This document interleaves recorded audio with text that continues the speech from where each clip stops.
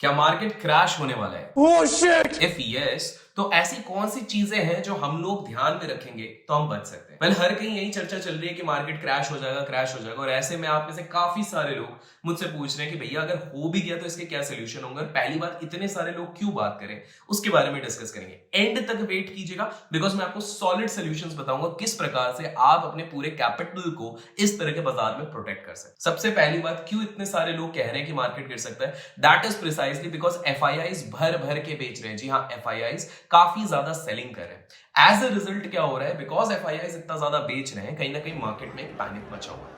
दूसरा reason, because technically अगर आप देखेंगे स्मॉल कैप और मिड कैप स्टॉक्स को, तो वो कहीं ना कहीं ओवरबॉट है। ओवरबॉट मतलब बहुत ज्यादा मात्रा में लोगों ने स्टार्टिंग में बाय कर दिया था और कहीं ना कहीं वहां पर वो फंस गए, स्पेसिफिकली पीएसयू सेक्टर की अगर मैं बात करूं।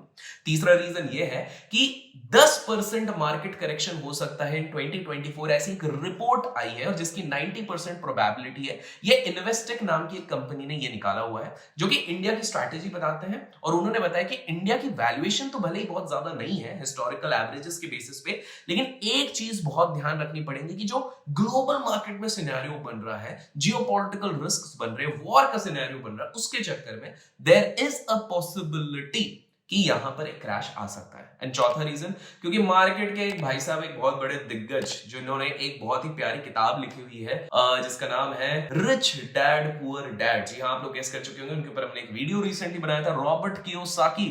जी हाँ, रॉबर्ट कियोसाकी जी का मानना है कि कहीं ना कहीं ये क्रैश आ जाएगा। बट बात तो यह है कि ये क्रैश बहुत बार प्रेडिक्ट करते हैं, बहुत बार गलत भी हुए। अब मानते हैं कि कौन ऐसे ट्रेडर्स हैं, हम समझने की कोशिश करते हैं कौन ऐसे ट्रेडर्स हैं जिन्होंने हिस्ट्री में मार्केट के क्रैशेस को प्रिडिक्ट करने की कोशिश करी है और काफी एक्यूरेटली प्रिडिक्ट भी किया और वहां से पैसा भी बनाया। तो पहला शख्स जो हमारे दिमाग में आता है वो बिग शॉट मूवी में आपने देखा होगा, माइकल बुरी।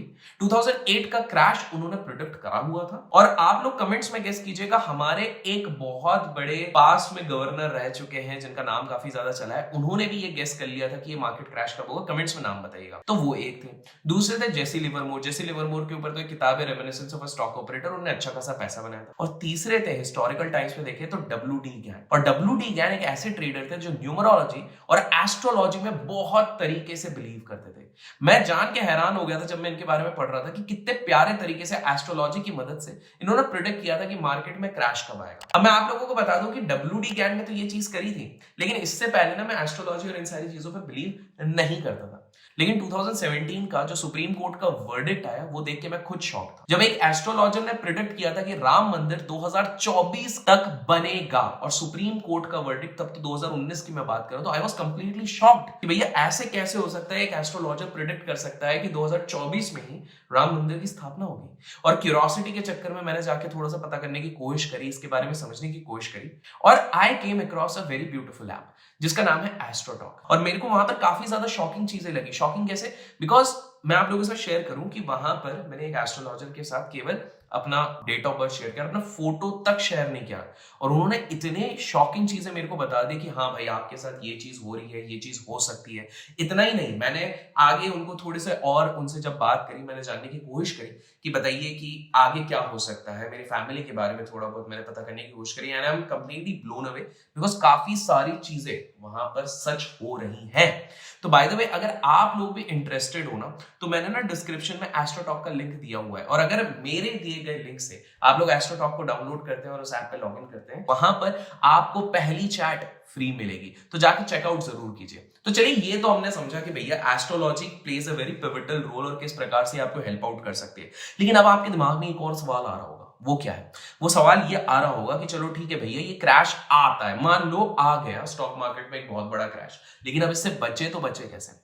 तो मैं आपको सिंपल से 8 से 10 सिंपल सोल्यूशन देने वाला हूं। सबसे पहली चीज है, लमसम अवॉइड कीजिए। लमसम क्या होता है? आप में से काफी सारे लोग मेरे पास आते हैं और कहते हैं कि भैया हमारे पास ढेर सारा पैसा, एक बार में हम लगा ले तो वो कैसा रहेगा। मैं आप लोगों को सजेस्ट करूंगा, इंसिस्ट करूंगा, कृपया करके अगर आपके पास एक लमसम कैपिटल भी है ना, सारा का सारा उसमें मत लगाइए। Unnecessarily you will be in a risk, आप जबरदस्ती फंस जाएंगे। That is number 1। दूसरी चीज आपको ये समझनी है कि आप ना अपने एसआईपीज को कंटिन्यू रखिए। एसआईपीज स्पेसिफिकली अगर ब्लू चिप फंड्स में चल रहा है वहां पर आप कंटिन्यू कर सकते हैं। डिस्क्लेमर बाय सेल रिकमेंडेशन नहीं है, लेकिन आप इस चीज को समझिए कि अभी तक के पूरे बाजार में जो सबसे मेन रैली आई थी ना वो पीएसयू सेक्टर के अलावा स्मॉल कैप और मिड कैप में आई है। एसआईपीज आप कंटिन्यू कर सकते हैं ब्लू चिप्स में, बिकॉज ब्लू चिप्स अभी भी उतना परफॉर्म नहीं करे, तो there is a high probability कि आने वाले समय में ये और परफॉर्म कर सकती है। तीसरा आपको समझना पड़ेगा कि जो स्मॉल कैप कंपनीज है, small cap and mid cap है, यहां पर थोड़ा सा आपको सिलेक्टिव होने की जरूरी है, because small cap and mid cap already बहुत बड़ी रैली दे चुकी है। तो कहीं ना कहीं यहां पर देखो प्रॉफिट बुकिंग कहां पर आएगी, प्रॉफिट बुकिंग वहीं पर आएगी ना जहां पर वैल्यूएशन ज्यादा स्ट्रेच है, जहां पर मूव्स बहुत ज्यादा स्ट्रेच हो गए। तो यहां पर आप थोड़ा सा ध्यान रखें। नेक्स्ट आपको ध्यान रखना पड़ेगा कि अगर ऑलरेडी तगड़े प्रॉफिट में बैठे हैं तो थोड़ा पार्शियल प्रॉफिट बुक कर लीजिए ना।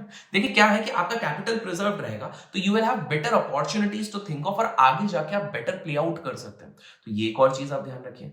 एक और चीज याद रखिए कि ये इलेक्शन ईयर है। इलेक्शन ईयर में बहुत ज्यादा रैली के साथ हिकअप्स भी आएंगे, वोलैटिलिटी भी बढ़ेगी। तो आपको ध्यान रखना पड़ेगा कि ये वोलैटिलिटी बढ़ेगी, उससे संभलने के लिए आपको सिंपल सी चीज है कि अगर ऑप्शंस में ट्रेड कर रहे हैं तो थोड़ी कम क्वांटिटी में ट्रेड करें। उसी से रिलेटेड नेक्स्ट पॉइंट है एफएनओ में अगर आप कर रहे हैं तो स्वाभाविक सी बात है आपके एसएल ना बहुत ऑफन हिट होने वाले हैं, बिकॉज स्टॉप लॉसेस दोनों तरफ, लॉन्ग शॉर्ट हर तरफ हिट होंगे और वो आप लोग देख ही रहे होंगे। तो इसलिए स्टॉप लॉस से बेटर होगा हेजिंग। और अगर आप हेजिंग के और कुछ स्ट्रैटेजी सीखना चाहते हैं कमेंट्स में हेज लिख दीजिएगा, जितने ज्यादा कमेंट्स आएंगे उतने जल्दी इस पे एक वीडियो आ जाएगा। प्लस मैं आप लोगों को कहूंगा स्कैल्पिंग के लिए, स्कैल्पर्स के लिए तो ये एक वरदान आ रहा है, ये जो पर्टिकुलर मार्केट चल रहा है, बिकॉज स्कैल्पर्स के लिए बहुत ज्यादा अपॉर्चुनिटीज रहेगा, तो आप स्कैल्प जरूर कर सकते हैं। लॉन्ग टर्म इन्वेस्टर्स आपके लिए मौका है, अगर आपने कुछ क्रैप स्टॉक्स पकड़ के रखे थे तो उससे निकल जाइए। ब्लू चिप्स अच्छे हैं लॉन्ग टर्म के लिए, ये सारी चीजें अच्छी रहती है, लेकिन कचरे स्टॉक से आप निकल जाइए, ये मेरी सलाह रहेगी। हैवी पोजीशंस चाहे एफएन हो या कैश हो ओवरनाइट लेके मत जाइए, स्पेसिफिकली अगर ट्रेड कर रहे हैं। फाइनली थोड़ा बहुत एक्सपोजर अपना डेट फंड्स में आप जरूर बढ़ाइए। और जैसे कि मैंने कहा एस्ट्रोटॉक का लिंक आपको डिस्क्रिप्शन में मिलेगा, जाकर चेकआउट जरूर कीजिएगा। Till then keep learning, keep growing, keep investing and keep trading.